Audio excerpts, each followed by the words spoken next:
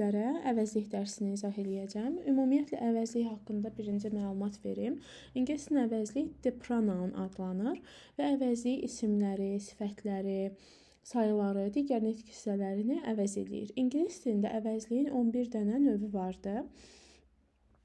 Məsəl üçün personal pronouns, possessive pronouns, negative pronouns, reciprocal pronouns və s. Bunları zaten dərslərdə izah edəcəm, ona görə hamısının adını çəkmirəm. Əvvəlcə başlayacağıq şəxs əvəzliklərindən. Şəxs əvəzlikləri adından da gördüyümüz kimi şəxsləri, yəni insanları əvəz etmək üçün istifadə olunacaqdır. Şəxs əvəzliklərinin 2 dənə forması var. Bunlardan birinə subject form, digərinə isə object form deyirlər. Subject form hansılardır? Bunlar subject formda. I, mən, you, sən, he, o kişi cinsi, she, o qadın cinsi, it, o orta cins və ya cansız da demək olar. We, biz, you, siz və they, onlar. Object form hansılardır? Object form me, mənə, məni, you, sənə, səni, him, ona, onu kişi cinsi, her, onu qadın cinsi, it, onu orta cins, us, bizə, bizi, you, sizə, sizi və them, onlara, onları. Demək, bunlardan fikir versək ki, it həm subject formu kimi işlənir, həm də object formu kimi işlənir. Yəni, hər ikisinin də işləndiyi yerlərdə it işlənə bilir. Yəni, İndi birazdan izah edəcəm. Məsəl üçün, başlayaq qaydalardan. Subject form cümlənin əvvəlində işlənir. Çox vaxt testlərə bu düşür. Məsələn, bir boşluq qoyur və cümləni davam eləyir. Boşluq əvvəldədirsə, həmin əvvəldəki boşluğa, ilk yazılan boşluğa subject form yazmaq lazımdır. Çünki o cümlədə mübtəda kimi işlənir. Özündən sonra feil tələb eləyir. Yəni, birinci subject form gəlir, yəni məsəl üçün I gəlir, sonra was gəlir, feil gəlir. Yəni, was, I işlənə bilmir. Və yaxud da she wanted işlənir. Wanted, she işlənə bilmir bu formada. Yəni, birinci subject form gəlir, yəni adlı hal gəlir, sonra isə feil gəlir. Gördünüz ki, boşluq işlənibdir. Məsəl üçün, boşluqlar var və cümlə davam eləyir. Məsəl üçün, deyək ki, goes to work. İşə gedir. Neynəyəcəyik? Burada boşluğun əvvəldə olduğunu nəzərə alıb, cavabı asanlıqla seçmək olar. Ən azından object formları bütün variantlardan silirik, düzgün cavabı tapırıq. Object forma keçməmişdən əvvəl onu da deyim ki, feilə uyğun da tapmaq olur. Yəni, gördünüz ki, birinci boşluq gəlibdir. Boşluqdan sonra feil gəlibdir. Əvvələ nə yazmaq lazımdır? Feilin əvvəlinə təbii ki, subject formu yazmaq lazımdır. Və subject form canlılara who sualı ilə, cansızlara isə what sualı ilə cavab verir. Sual verir daha doğrusu. İkinci object formdur. Object form isə cümlədə tamamlıq kimi işlənir. Yəni, bu o deməkdir ki, object form cümlədə feilimizdən sonra işlənəcək və cümlənin ya, bu çox önəmlidir, cümlənin ya ortasında, ya da ki, sonunda işlənə bilir. Cümlənin ya ortasında gəlir, ya da sonunda. Bu nə deməkdir? Demək ki, cümlənin ortasına və ya cümlənin sonuna boşluq veribsə, bu zaman biz nə yazmalıyıq? Şəxs əvəzliyinin object formunu, yəni tamamlıq olanı yazmaq lazımdır. Və özündən əvvəl də feil gəlir. Diqqət edəsək nə dedik? Subject formda özündən sonra feil gəlirdi. Object formda isə özündən əvvəl feil gəlməlidir. Gördünüz ki, boşluqdur. Boşluqdan sonra feil yazılıbdır, yazmalısınız subject formu. Yox, əgər gördünüz ki, boşluqdur. Boşluqdan əvvəl feil yazılıbdır. Bu zaman yazmaq lazımdır object formu. Məsəl üçün, nümunələrə baxaq. Bir də bunu unutmaq lazım deyil ki, əgər cümlədə söz önü işlənibsə, söz önündən sonra da object formu yazmaq lazımdır. Bunlar bizə ipucuları verir. Gördünüz, boşluq işlənibdir. Məsəl üçün, burada me-in yerinə boşluqdur. Nəyə fikir verəcəyik? Təbii ki, for söz önünə fikir vermək lazımdır. Əgər söz önü işlənibsə, for olar, to olar, from olar, with olar, hər hansı bir işlənə bilən cümləyə uyğun söz önü işlənibsə, boşluğa nə yazmaq lazımdır? Şəxs əvəzliyinin obyekt halını yazmaq lazımdır. Bir də feilə fikir veririk. Məsəl üçün, bundan himi silsək, boşluqdan əvvələ baxıram. Görürəm ki, boşluqdan əvvəl feil işlənibdir. Demək ki, bura nə yazmalıyam? Bura obyekt halı yazmalıyam. Bura he yaza bilməzdim. Çünki he adlı halda işlənən şəxs əvəzliyidir. Əvəzliklərin digər bir növü isə possessive pronouns, yəni buna yiyəlik əvəzlikləri də deyirlər. Bunun da iki forması var. Bunlar hansılardır? Yiyəlik əvəzliklərin iki forması bunlardır. Bir dəqiqə. Deməli, bunlardan birinə dependent, yəni asılı forma deyirlər. Digərinə isə absolute, yəni müstəqil forma deyirlər. Dependent formun ikinci adı isimli formadır. Absolute formun ikinci adı isə isimsiz formadır. Görək bunlar hansılardır? Dependent form my, mənim, your, sənin, his onun kişi cinsi, her onun qadın cinsi, its onun orta cins və ya cansız, our bizim, your sizin və their onların. Absolute yəni isimsiz forma hansılardır? Mine mənimki, your səninki, his onunki kişi cinsi, hers onunki qadın cinsi, its onunki cansız və ya orta cins, ours bizimki, yours sizinki və theirs onlarınkidir. İndi bunların nə fərqi var? Bunların fərqi ondan ibarətdir ki, isimli forma var, bir də isimsiz forma var. Onsuz da adından görünür. İsimli forma odur ki, özündən sonra isim tələb eləyir. Yəni bu gördüklərimiz my, your, his, her, our hamısından sonra mütləq isim gəlməlidir. Bunu bilmək onsuz da asandır. Niyə? Mənim deyiriksə, mənim sözündən sonra zaten öz dilimizdə də bir isim deməliyik. Mənim çantam, my book, mənim xəttkeşim, my ruler, onun ayaqqabıları, her shoes və s. mütləq nə gəlməlidir? İsim gəlməlidir. Amma absolute, yəni isimsiz formadan sonra qəti olaraq isim gəlmir. Zaten bizim dildə də elədir. Məsəl üçün, mənimki ayaqqabı demək olar? Təbii ki, yox. Mine shoes demək olmur. Nə demək lazımdır? My shoes demək lazımdır. Bu formada işlətmək lazımdır. Bəs bunları necə fərqləndirəcəyik? Çox vaxt uşaqlar qarışdırır. Mən həmişə deyirəm ki, burada my'na fikir verib. Bir dənə my'dır. Qalan hamısının sonunda görürük ki, s işlənibdir. Bunlarla biraz cavabı asan tapmaq olar. Gördünüz ki, isim gəlibdir. Deyirik ki, s hərfi ilə qutaranları çıxırıq. Təbii ki, its-lə his burada istisnadır da. Bunlardan sonra həm isim gələ bilər, həm də ki, isimsiz işlənə bilərlər. Bir də müstəqil, yəni isimsiz forma adından da görünür, müstəqildir. Yəni müstəqil şəkildə cümlənin sonunda işlənə bilər. Siz gördünüz ki, əgər cümlənin sonunda boşluqlar var, başqa heç nə yazmayıbdır, boşluq yazıbdır. Məsəl üçün, bu cümləyə fikir verin. This book is mine, that bag is, boşluqlar. Cümlənin sonunda əgər boşluq vardısa, bura mütləq absolute formlardan birini yazmaq lazımdır. Məsəl üçün, deyirəm ki, this bag is yours. O çanta səninkidir. Bunların hamısı cümlədə who sualına cavab verir, yəni kimin sualına. My parents are doctors. Mənim valideynlərim həkimdirlər. Whose parents are doctors? Kimin valideynləri həkimdir? Bu formada bir də bunları biz tərcümədə öz mənasında tərcümə eləmək mümkündür. Məsəl üçün, deyir ki, Tarlan likes his book. Tərlan onun kitabını xoşlayır demirik. Tərlan öz kitabını xoşlayır. Və ya they live with their parents. Onlar onların valideynləri ilə yaşayır demirik. Onlar öz valideynləri ilə yaşayır demək lazımdır. İndi gələk baxaq reflexive pronouns. Nədir reflexive deyəmədim. Reflexive pronouns qayıdış əvəzlikləridir. Hərəkətin icrasının özü tərəfindən yerinə yetirildiyini göstərir. Məsəl üçün, deyirəm ki, mən otağımı özüm təmizləmişəm. O, ev tapşırıqlarını özü eləyibdir. Burada hərəkət icraçının özü tərəfindən edildiyini göstərir. Reflexive pronounsu, yəni qayıdış əvəzliklərini düzəltmək üçün ya sonuna self artırırıq şəxslərin, ya da ki, şəxslərin sonuna selves artırırıq. Hansılara self, hansılara selves artırmaq lazımdır? Baxacaqsınız, əgər təklik bildirirsə, my mənim deməkdir, təklik bildirir təbii ki. Buna self artırmaq lazımdır. Təklərə self, cəmlərə isə selves artırmaq lazımdır.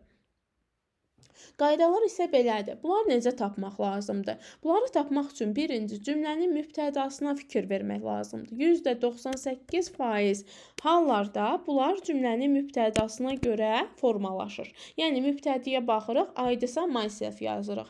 Qadın cinsindədirsə, she'dirsə herself yazırıq. My mother, my sister, my aunt və s. Bunlar yazılıbsa, təbii ki, herself yazmaq lazımdır.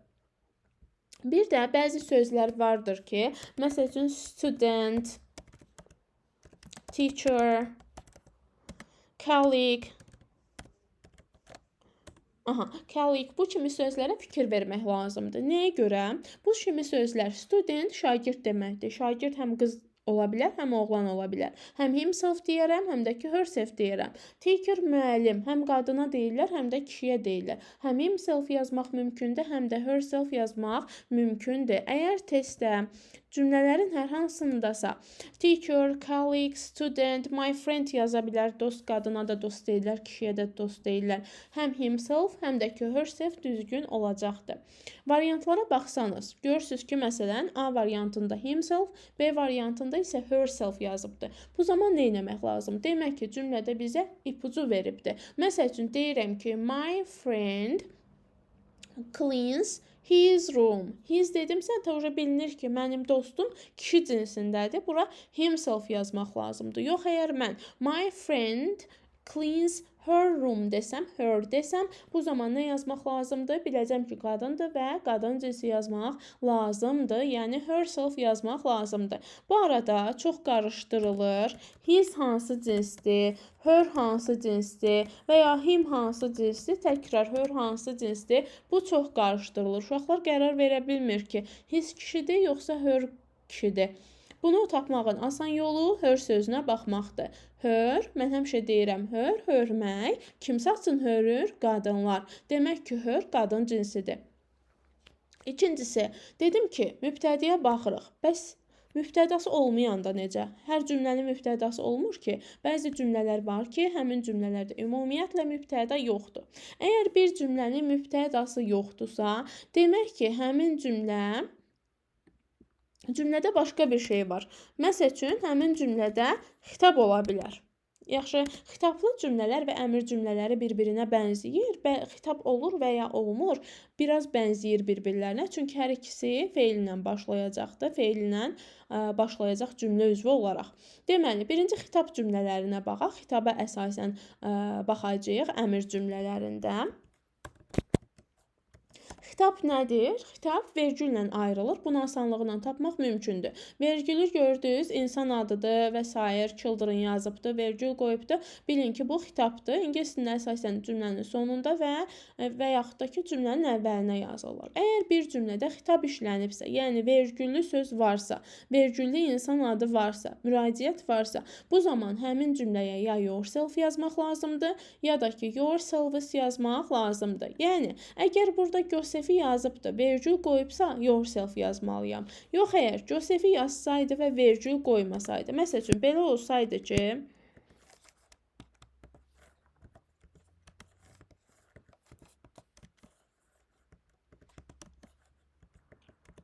belə olardı.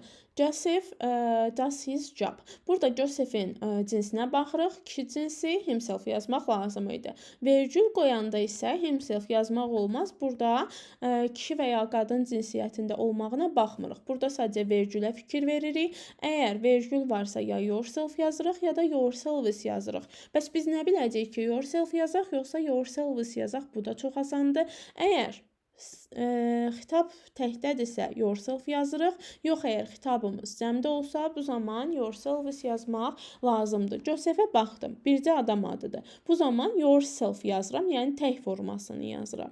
Yox, əgər peoples yazılsa şagirdlər, bu zaman cəmdə olduğuna görə mən məcburam ki, yourselves yazım. Bunu da cəmdə yazmaq lazımdır. Bir də ümumiyyətlə əmr cümlələri var ki, əmr cümlələrində xitab da olmaya da bilir. Məsəl üçün, hər əmr cümləsində xitab olmur ki, bəzi əmr cümlələri xitabsız olur. Əmr cümlələri nədir? Birinci onu deyim. Mübtəda ilə başlamayan cümlələr, feil ilə başlayan cümlələr əmr cümlələrdir. Amma onu da qeyd edim ki, əmr cümlələri birbaşa bare infinitive ilə başlayır. Yəni, to hissəcisiz məsdərlə başlayır. Əmr cümlələri to ilə başlaya bilməz.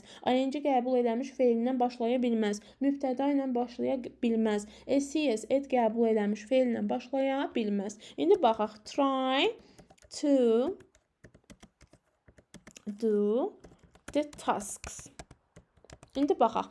Burada nəyə fikir vermək lazımdır? Heç bir ipucu yoxdur, xitab da yoxdur. Cümləyə baxırıq. Try işlənibdir. Try cəhd et, çalış. Çalış ki, tapşırıqları özün edəsən deyərik. Yəni yourself və yaxud da ki, yourselves yazmaq lazımdır. Üçüncü qaydamız nə olacaqdır? Üçüncü qaydamız by üstə gəlinsin reflexive pronounsdur. By'dan sonra istənilən qayıdış əvəzliyi gəlir. Yəni bura mən myself yazmışam, amma siz yourself, himself, herself hamısını işlədə bilərsiniz. Təbii ki, mübtədaya uyğun olaraq. By'dan sonra istənilən qayıdış əvəzliyi gəlir. Yəni hamısı yazılır. Amma by'dan sonra qayıdış əvəzliyinin işlənməyi tək başına, yalnız mənasını verir. Məsəl üçün desəm ki, I live by myself, mən tək başına yaşayıram, yalnız yaşayıram. Və yaxud da I do my tasks by myself, mən tapşırıqlarımı özüm eləyirəm, tək başına eləyirəm. Bu mənada işlənəcəkdir. Bu nəyə bənzəyir? On your own ifadəsinə. Burada your dedim, amma dəyişə bilər. On his own, on my own, on her own. Bu formada dəyişə bilər. Yəni on gəlir, ortada possessive pronouns gəlir, ondan sonra isə on işlənəcəkdir. Bu da tək başına mənasını verir. I live on my own. Mən tək başına yaşayıram. She cleans the room on her own. O otağı tək başına yığışdırır. Yəni heç kim ona kömək etmir. Bir də burada bəzi qaydalara və nümunələrə xüsusi fikir vermək lazımdır. Bayaq nə dedim? Dedim ki, %98% hallarda mübtədəyə əsasən tapılır. Amma əgər cümlədə not only but also ifadəsi vardısa, not only-dən sonrakına uyğun olaraq cavab yazmaq lazımdır. Bu nə deməkdir? Burada normalda we işlənibdir nümunədə. Burada we görüb tez qaçıb ourselves yazmaq olmaz. We gördük, amma cümlədə not only var. Deməli, söhbət not only-dən sonraki sözdən gedir. Yəni, village sözünə baxmaq lazımdır. Village kənd deməkdir, cansızdır. Ona görə də itself işlətmək lazımdır. We like not only the village itself, but also its kind people. Biz nəinki kəndin özünü, söhbət kənddən gedir. Həmçinin onun mehriban insanlarını xoşladıq. Bir də, əgər bir cümlədə xitab vardı, plus xitabdan sonra hər hansı bir mübtəda işlənibdirsə, bu zaman mübtədaya fikir verib cavab seçmək lazımdır. İndi nümunə yazıram, ona baxın, aydın olacaqdır.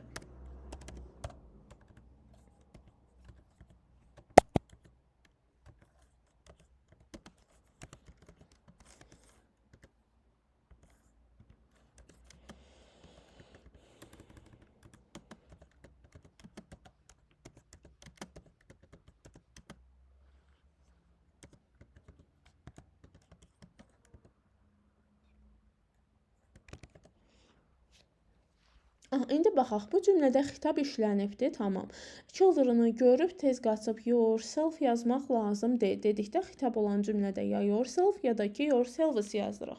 Burada nə edəcəyik? Cümlənin geri qalanına baxırıq. Your cousin işlənibdir. Sənin kuzenin, qısa formada kuzenin deyirik. Deməli, kuzenin, sənin kuzenin, həm nə ola bilər? Həm kişi cinsi ola bilər, həm də ki qadın cinsi ola bilər. Deməli, burada nə yazmaq lazımdır?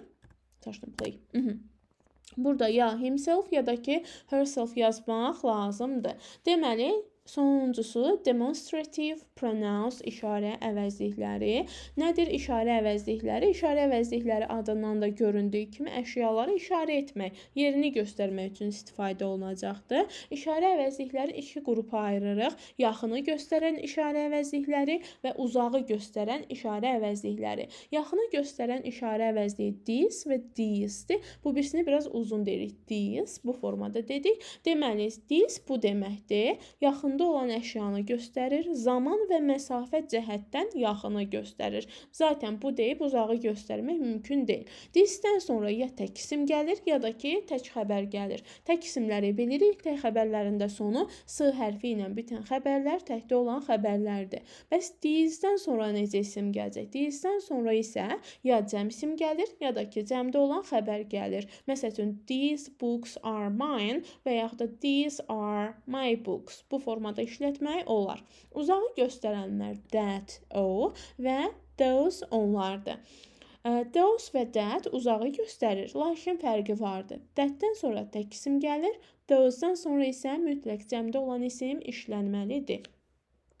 Deməli, burada qaydalara baxacağıq. Biz burada cümlənin uzağı və ya yaxını göstərdiyinə xüsusi fikir vermək lazımdır. Ola bilər ki, qayda olaraq uyğundur, amma cümləyə o sözü yazmaq olmur. Məsəl üçün, indi baxaq. Biz uzağı və yaxını göstərən sözləri bilməliyik. Uzağı göstərən sözlər nə ola bilər? Far, remote, over there, distant. Bunlar uzağı göstərən sözlərdir. Məsəl üçün, bir cümlədə təkdə olan isim işlənibdir. Məsəl üçün, belə bir cümlə yazaq. Boşluqlar. Deməli, books over there. Burada booksa baxırıq. Books cəmdə olan isimdir. Cəmdən hansılar işlənir? Ya these, bu işlənir, ya da those, onlar işlənir. Elə deyil. Amma cümlədə over there işlənibdir. Bu o deməkdir ki, sən bu cümləyə these yaza bilmərsən. Niyə? Bu cəm isimlərlə işlənir. Bura mütləq yazmalıyıq. Those. Yazdıq, getdi. Deməli, bir də yaxını göstərən sözlər var. Yaxını göstərən sözlər nələr ola bilər? Məsəl üçün, close, near, here və ya over here. Əgər cümlədə bunlardan hər hansı biri işlənibsə, qayda olaraq uyğun olsa belə nə that, nə də ki those yazmaq olmaz. Həmin cümləyə ya this yazırıq, ya da ki these yazırıq. Bir də zaman baxımından uzağı necə göstərəcəyik? Əgər biz zaman baxımından uzağı göstərmək istəyiriksə, həmin cümləyə il yazmaq lazımdır. Məsəl üçün, deyirəm ki, it was 1918. 1980-ci illər idi. 1918, üzr istəyirəm. 1918-ci illəri idi. Davşan 1918 keçmişdə qalıbdı, elə deyil. Demək ki, bu cümləyə keçmişdə, uzaqda qalıbdı deyə, bu cümləyə də this yazmaq olmaz. Those yazmaq lazımdır. Bu formada diqqət eləmək lazımdır. Bir də ki, this və those'un və yaxud da ki, this və that-dən sonra gələn mübtədaya fikir vermək lazımdır. Düz yanındakı mübtədaya fikir vermək lazımdır və onlara uyğunlaşır. Məsəl üçün, əgər mən buna yazsam ki, these kids toy, bu səhv sayılacaqdır. Uşaqlar baxır these, bir də toya baxır. Belə bir şey mümkün deyil. Yaxşı, deməli, düz yanında nə var, ona baxmaq lazımdır. Kidi təhdə eləmək lazımdır. Kid, apostrof, s yazmaq lazımdır. Yəni, these kid, apostrof, toy olacaqdır. Burada this-dən sonra gələn sözə, yəni kid sözünə baxmaq lazımdır. Eynən də digərlərindən sonra gələn, düz yanında olan sözə fikir vermək lazımdır. Ona uyğunlaşmalıdırlar. Bir də uşaqların çox çətinlik çəkdiyi məsələ altından xətt çəkilmiş sözü nə ilə əvəz eləsinlər. Burada bir neçə dənə üsul var, onlara fikir verərək cavablandırmaq mümkündür. Əgər altından xətt çəkilmiş söz cansızdır və təkdədirsə, bunu mütləq it ilə dəyişmək lazımdır. Məsəl üçün, bir cümlə veribdir, həmin cümlədə map'in altından xətt çəkibdir. Map xəritə deməkdir, cansızdır, təkdədir. Demək ki, bunu it və yaxud da ki, it-ilə əvəz eləmək lazımdır. Qalan hissələri isə cümlənin işlənməsinə görə dəyişir. Özündən sonra isim gəlibsə, it's yazırıq. Özündən sonra en artiklı gəlibsə, it apostrof s yazırıq və s. Buna fikir vermək lazımdır. Məsəl üçün, bir söz yer və ya məkan bildirirsə, Baku, London və s. Bunu da it ilə əvəz eləmək lazımdır. Tək heyvan adlarının hamısını it ilə əvəz eləyirik. Məsəl üçün, kət pişik deməkdir, təkdədir, it ilə əvəz eləyirik. Amma burada kət yox, kətsi olsaydı, yəni cəmlənsəydi, bu zaman d ilə əvəz eləmək lazım idi. Kişi cinsində olan sözləri he ilə əvəz eləyirik. Həmişə Tom yazmayacaqlar. Bəzən sizə çətin olsun deyə yaza bilərlər ki, nephew bacıoğlu və ya qardaş oğluna deyirlər. Buna fikir vermək lazımdır həmin cinsə. Qadın cinslərini isə mütləq she ilə əvəz eləmək lazımdır. Qeyd edim ki, s ilə bitən sözlər qadın cinsində olan isimləri yaratmış olur. Məsəl üçün, actress sözündəki kimi sözün mənasını belə bilməsəniz, tutalım ki, tez-tez tərcüməni bilmirsiniz, sözün sonuna baxırsınız, s ilə bitibdir, demək ki, bu qadın cinsidir. She, her, herself ilə əvəz etmək lazımdır. Cəmdə olanlar, fərqi yoxdur, cəmdə olan söz canlıdır, cansızdır, nədir? Hamısını d ilə əvəz eləmək lazımdır. Cats olsa d ilə, nieces olsa yenə d ilə əvəz eləmək lazımdır. Bir də söz birləşməsində cinsə baxırıq. Məsəl üçün, burada daughter sözünə baxırıq. Əslində, burada İkisini də altından xətt çəkilsə belə, yenə də she-dən söhbət gedir. Yəni hamısından birdən altından xətt çəkilsə, Tom Stoddard bu formada Tomun qızı, Tomun qızından söhbət gedir demək ki, o da qadın cinsi olduğuna görə she, her və yaxud da ki, herself yazırıq işləndiyi ifadəyə uyğun olaraq. Bir də qaldı digərləri. Deməli, iki insan adı işlənibsə, Nigar, məsəl üçün, and Uğur. Bu zaman nə etmək lazım? Bunları they, them, they də deyə bilərsiniz, they də deyə bilərsiniz. Burada fərqi yoxdur. Nəysə, they, them və yaxud da themselves-lə əvəz eləmək lazımdır. Bunu bildik, bu asandır. Bəs you olanda nə edəcəyik? Bax, Nigar and you, Nigar və sən. Kim olursunuz? Siz olursunuz da. Siz nədir? Bir də you. Elə deyil. Deməli, you olanda mən deyirəm ki, you yanında insan adı varsa, you ilə əvəz eləmək lazımdır. Yox, əgər you yanında ay varsa, bu zaman bu ilə əvəz eləmək lazımdır. Baxaq. Birinci Uğur and aya baxaq. Uğur və mən kim oluruq? Biz oluruq. Demək ki, we ilə əvəz eləmək və ya us ilə əvəz eləmək lazımdır və ya ourselves ilə əvəz eləmək lazımdır. İndi bir də bunun dırnaq içində yazılma məsələsi var. Baxaq, Ali and Nino bir dırnaqla yazılan var, bir də dırnaq içərisində olmayan var. Əgər bu söz dırnaq içərisində yazılıbsa, itinə əvəz eləmək lazımdır. Çünki bunlar ikisi bir yerdə string name'dir. Yəni iki isim birləşib bir şey ifadə edir. Yəni uzun sözün qısası dırnaq içərisində yazılan söz varsa, onu mütləq itinə əvəz eləmək lazımdır. Əgər dırnaq içərisinə 150 nəfərin də adını yazsalar, fərqi yoxdur, itinə əvəz eləmək lazımdır. Amma məsəl üçün Romeo, Juliet dırnaqsız yazılıbdır, D yazmalısınız. Niyə? Çünki Romeo və Juliet iki nəfərdən söhbət gedir. Bu formada ümid edirəm ki, başa düşdünüz.